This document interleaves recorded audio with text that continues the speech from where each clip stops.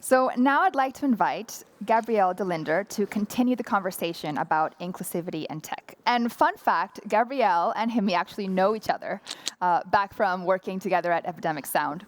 Gabrielle is a data engineer with a wide technical background in data, from being a data analyst to a database engineer.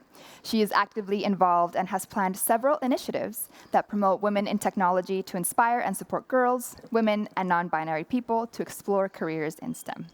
So this next section is called How Bias Shaped the Hierarchy of Professions. And we're going to be revisiting some history, because we're going to look at the words soft skills and how they have become this catch-all for work associated with women, even when it requires technical expertise and innovation.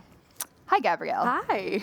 So you have really fascinating research, and you've explored how language shapes inclusion and exclusion.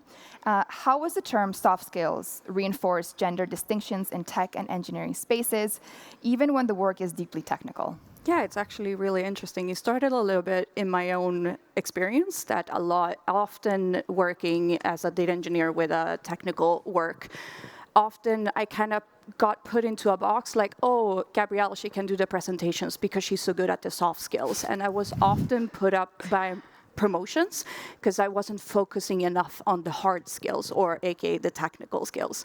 And so I kind of did a deep dive on like, what does soft skills, like why is this a term that we even use? Where does this come from? And really, really interesting, historically, the term soft skills has always been used to describe a work that women are good at.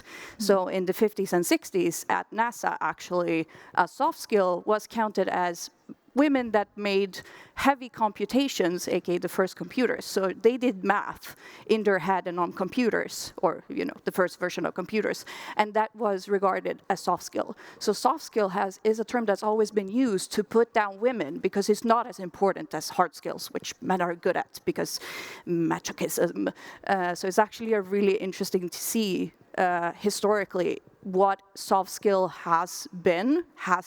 is changed. Like now it's more, oh, they're very communicative, they're good at working in groups and that sort of stuff. But initially, the definition was completely different. It was doing high calculations in their heads. So a term that's always been used to put down women, but it's, business lingo to explain something like, oh, no, you're not good at hard skills. You can't get promoted because you're not focusing on that.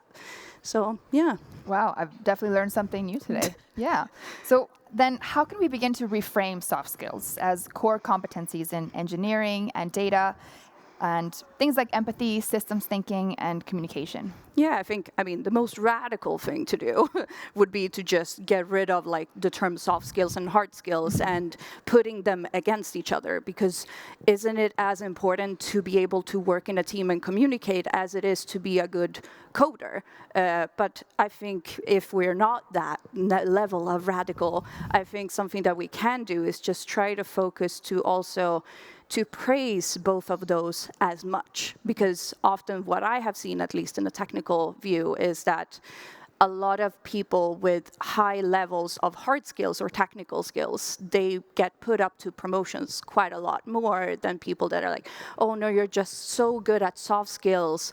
Maybe you should become a different kind of role and just kind of get pushed into a box, or like you're not good enough. Like you do all the soft skills that you're supposed to do and more, but you're not good enough technically to get promoted. So I think that management and companies should really start to see the value of both, and not to pit them against each other, but to actually see like them together and see them as both are as important.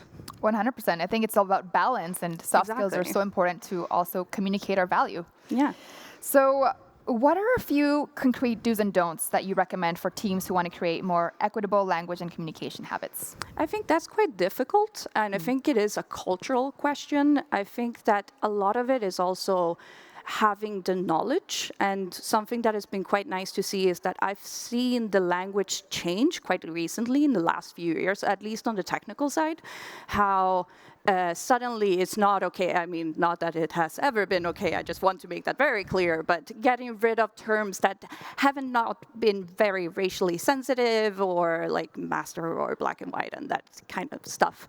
And just knowing that that language is not okay to use and makes someone uncomfortable or has a bad background, as in like from racism or other, I think that just knowing that it's not a good term to use and talking about it and knowledge share about it, I think it's a great step forward. And to also not be afraid to change and use new terms that are more inclusive. And I mean, how bad can it be if you make someone more comfortable by using a different word? Why wouldn't you do that? It's such a small thing to do.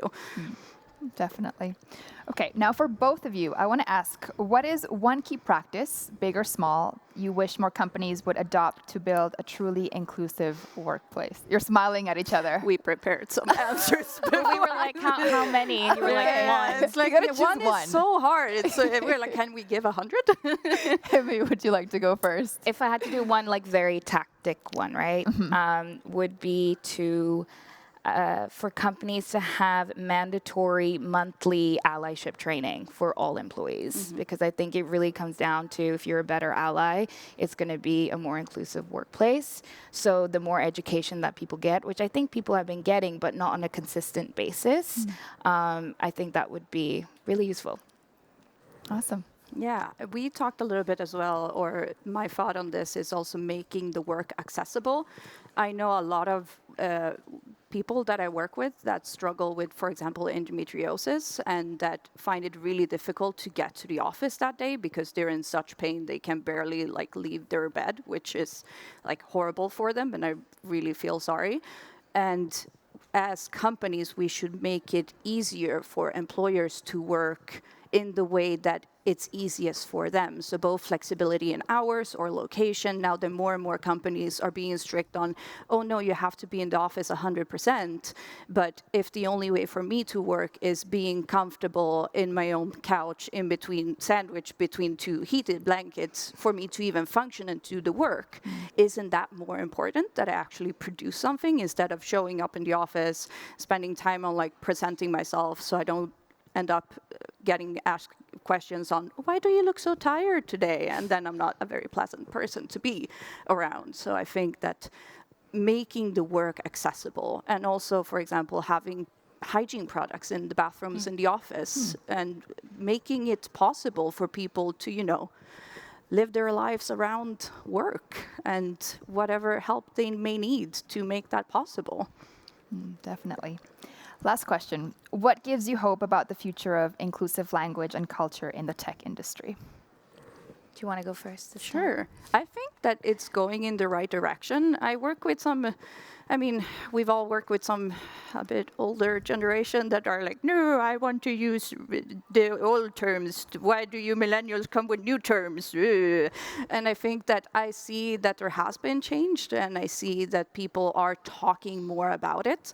Unfortunately, that has kind of gotten a hit back now with all the changes that are happening in the world. But I do see it going in the right direction, and just talking about it and being open to change and realizing, oh, this term had a historical significance that I didn't know about. I'm sorry, I will stop using it. It's as easy as that. Yeah, I think for me, it's like days like today.